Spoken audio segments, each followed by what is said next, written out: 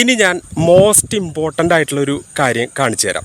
Okay, ഇത് നെൽച്ചെടിയാണ്. ഇത് എങ്ങനെയാണ് നടുന്നത് എന്ന് കാണിച്ചു തരാം. ഓൾറെഡി നമ്മൾ ഇവിടെയൊക്കെ നട്ട് കഴിഞ്ഞു, ആവശ്യത്തിനുള്ളത് പറിച്ച് നട്ട് കഴിഞ്ഞു. എന്നിട്ട് കൂടെ ചില സ്ഥലങ്ങളിൽ അതിങ്ങനെ ചെരിഞ്ഞ് കിടക്കുകയും അല്ലെങ്കിൽ അവിടെ എത്താത്തതൊക്കെ ഉണ്ട്. അപ്പോൾ വളരെ കാര്യമായിട്ടൊന്നുമില്ല കേട്ടോ, കുറച്ച് സ്ഥലങ്ങളിൽ മാത്രമേ ഉള്ളൂ.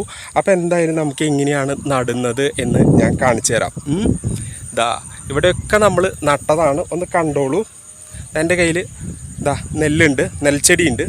അപ്പം ഞാൻ എന്ത് ചെയ്യുന്നു, ഞാൻ തന്നെ പിടിക്കുന്നത് കൊണ്ട് കുറച്ച് റിസ്ക്കാണ്. എനിവേ ഇവിടെ ഒരു ഗ്യാപ്പുണ്ട്, ഇവിടെ ഒരു ഗ്യാപ്പുണ്ട്. അപ്പോൾ നമ്മൾ ഇവിടെ ഒന്ന് പതുക്കെ ഒന്ന് തിക്കി കൊടുത്തിട്ട്, കാണുന്നുണ്ടോ എന്നറിയില്ല, ഫിക്സ് ചെയ്യുന്നു.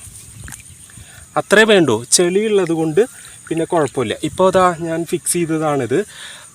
ചെളിയുള്ളത് കൊണ്ട് ഇതിങ്ങനെ ഉറച്ച് നിന്നോളും, അത് കുഴപ്പമില്ലാത്ത ഒരു സംഭവമാണ്. അങ്ങനെ ഉറച്ച് നിന്ന് ഇനിയിപ്പോൾ 2 ദിവസം കഴിയുമ്പോഴേക്കും നന്നായിട്ട് അത് അതിൽ ഫിക്സ് ആവും. ഓക്കെ, അപ്പോൾ അങ്ങനെയാണ് നെൽച്ചെടികൾ പറിച്ച് നടുന്നത് കേട്ടോ. നിങ്ങളെ ജസ്റ്റ് കാണിച്ചു തന്നേ ഉള്ളൂ. ഓൾറെഡി ഇത് ചെയ്തതാണ് മിഞ്ഞാന്നെന്ന് പറഞ്ഞാൽ മിഞ്ഞാന്നല്ല, 2 ദിവസം മുൻപ്.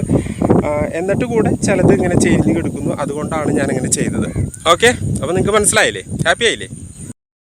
ഭയങ്കര ബുദ്ധിമുട്ടാണ് ഇപ്പോൾ ഈ വരമ്പത്ത് കൂടെ നടക്കാനായിട്ട്. കണ്ട, നമ്മൾ സൂക്ഷിച്ച് നടന്നില്ലെങ്കിൽ അത് പലപ്പോഴും ഡേഞ്ചറസ് ആണ്. അതിൻ്റെ ഒരു 10 മടങ്ങ് ഡേഞ്ചറസ് ആണ് നെൽച്ചെടികൾക്ക്. അപ്പോൾ നമ്മൾ വളരെ കെയർഫുള്ളായിട്ട് വേണം നടക്കാനായിട്ട്. ഇപ്പം എന്തായാലും ഞാൻ കുത്തിക്കൊടുത്ത സ്ഥലം ഞാൻ കാണിച്ചു തരാം കേട്ടോ. ഈ സ്ഥലത്താണ് ഇപ്പോൾ ഞാൻ നട്ടുകൊടുത്തിരിക്കുന്നത്. കൂടുതൽ മുളച്ച് നിൽക്കുന്ന, കട്ട പിടിച്ച് മുളച്ച് നിൽക്കുന്ന സ്ഥലങ്ങളിൽ നിന്ന് പിഴുതെടുത്ത് കുറച്ചാണ് ഇവിടെ നട്ടത്. അത് നല്ല രീതിയിൽ തന്നെ ഉറച്ച് നിൽക്കുന്നുണ്ട്. ഇനി 2-3 ദിവസം കഴിയുമ്പോൾ അത് അതിൻ്റെ വളർച്ച തുടങ്ങും. എന്തായാലും എല്ലാം ഭംഗിയായി തന്നെ നടന്നു. പാടത്ത് അതിരാവിലെ ആയതുകൊണ്ട് തന്നെ നന്നായി കാറ്റ് വീശുന്നുണ്ട്. ആ കാറ്റ് വീശുമ്പോൾ നമുക്ക് ശരീരം കുളിരുന്നതോടൊപ്പം തന്നെ നമ്മുടെ മനസ്സും കുളിരുന്നു. ഇതാണ് മെയിൻ ചാലിലെ വെള്ളത്തിൻ്റെ ഇപ്പോഴത്തെ അവസ്ഥ. കാറ്റ് വീശുമ്പോൾ നെൽച്ചെടികൾ സന്തോഷത്തോടെ നൃത്തം വയ്ക്കുകയാണ്. മഞ്ഞു മൂടിയ പ്രഭാതത്തിൽ ഈ ബണ്ടിലൂടെ നടക്കുക ഏവരുടെയും ആഗ്രഹമാണ്. അങ്ങനെ നടന്നുകൊണ്ടിരിക്കുമ്പോൾ ബണ്ടിന്മേൽ ഒരു പൂവ് കണ്ടു. വെള്ളയും വയലറ്റും നിറം ചേർന്ന ഒരു പൂവ്. അതാണിപ്പോൾ ഞാൻ കാലുകൊണ്ട് തൊട്ടു നോക്കുന്നത്. എനിക്കിതിൻ്റെ പേരൊന്നും അറിയുകയില്ല.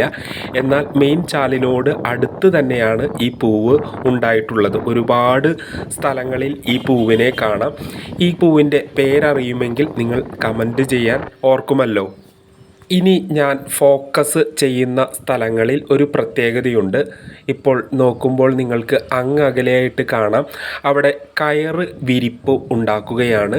അതായത് മെയിൻ ചാലിനോട് ചേർന്ന് അരികുകളിൽ കയർ വിരിപ്പ് ഉണ്ടാക്കി പ്രൊട്ടക്റ്റ് ചെയ്യുകയാണ്. അങ്ങനെ വരുമ്പോൾ മണ്ണ് ഇടിയാതിരിക്കാനും മറ്റും ഉപകാരപ്രദമാകും.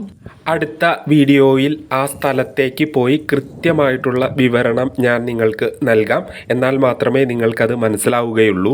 ഞാനിവിടെ പാടത്തേക്ക് വരുമ്പോൾ എൻ്റെ മനസ്സിനെ ഏറ്റവും അധികം സ്പർശിക്കുന്നത് ഈ പിങ്ക് ആമ്പൽ ചെടികളെ കാണുമ്പോഴാണ്. ഇന്നും ഞാൻ പിങ്ക് ആമ്പൽ പൂക്കളെ കണ്ടാണ് ഇവിടേക്ക് വരുന്നത്. ഒരു പ്രത്യേക തരത്തിലുള്ള എനർജിയാണ് ഈ പിങ്ക് ആമ്പൽ പൂക്കൾ നമുക്ക് തരുന്നത്. പാടത്തിൻ്റെ മൊത്തത്തിലുള്ള വ്യൂ ആണ് ഇപ്പോൾ നിങ്ങൾ കാണുന്നത്. കാറ്റ് വീശുമ്പോൾ പാടത്തെ നെൽച്ചെടികൾ സന്തോഷം കൊണ്ട് ആനന്ദ നൃത്തം ആടുന്നതായി എനിക്ക് തോന്നുന്നു. ഞാനൊരു കവിയായിരുന്നെങ്കിൽ ഇവിടെ വെച്ച് ഒരു മഹാകാവ്യം തന്നെ എഴുതാമായിരുന്നു. അത്രയ്ക്കുണ്ട് ഈ പ്രദേശത്തിൻ്റെ ഭംഗിയും സുന്ദരതയും. ഈ നെൽച്ചെടികൾക്ക് 30 ദിവസം പ്രായമായി ഇന്നേക്ക്. അതായത് ഇനി 90 ദിവസത്തിനോട് അടുക്കുമ്പോൾ കൊയ്യാറായി ഈ പാടം നിൽക്കും. ഇപ്പോൾ പച്ചപ്പട്ടണിഞ്ഞാണ് ഈ പാടം നിങ്ങളെ വരവേൽക്കുന്നതെങ്കിൽ അന്ന് സ്വർണ്ണ നിറത്തിലുള്ള കതിരുകളായിരിക്കും ഇവിടെ മൊത്തത്തിൽ നിങ്ങളെ എതിരേൽക്കുക. അത് വ്യത്യസ്തമായൊരു ഫീല് നിങ്ങളെ അനുഭവിപ്പിക്കും. എന്തുതന്നെയായാലും ഒന്നു മാത്രമേ നിങ്ങളോട് എനിക്ക് പറയാനുള്ളൂ. നിങ്ങൾക്ക് എന്തെങ്കിലും തരത്തിലുള്ള മനപ്രയാസങ്ങളോ സ്ട്രെസ്സുകളോ ഉണ്ടെങ്കിൽ ഇതുപോലുള്ള പാടശേഖരങ്ങളിലേക്ക് കാലത്ത് വന്നാൽ നിങ്ങളുടെ മനസ്സ് റിഫ്രഷിംഗ് ആയിരിക്കും. അതുപോലെ തന്നെ അന്നത്തെ ദിവസത്തേക്ക് വേണ്ട ഫുൾ എനർജിയും ഊർജവും നിങ്ങൾക്ക് ഇവിടെ നിന്ന് സംഭരിക്കാം. അതിനുശേഷം നിങ്ങൾക്ക് എന്തു തന്നെ വർക്കിൽ ഏർപ്പെട്ടാലും അത്രമാത്രം സക്സസ്ഫുള്ളായി ആ കാര്യങ്ങൾ ചെയ്തു തീർക്കാനും സാധിക്കും.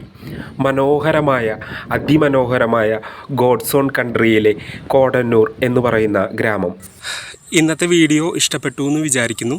ഇപ്പോൾ ശരിക്കും ഞാൻ ടയേർഡായി. ഇപ്പോൾ ഏകദേശം 9 മണി ആവാറായി. ഇനി എനിക്ക് പെട്ടെന്ന് പോകണം.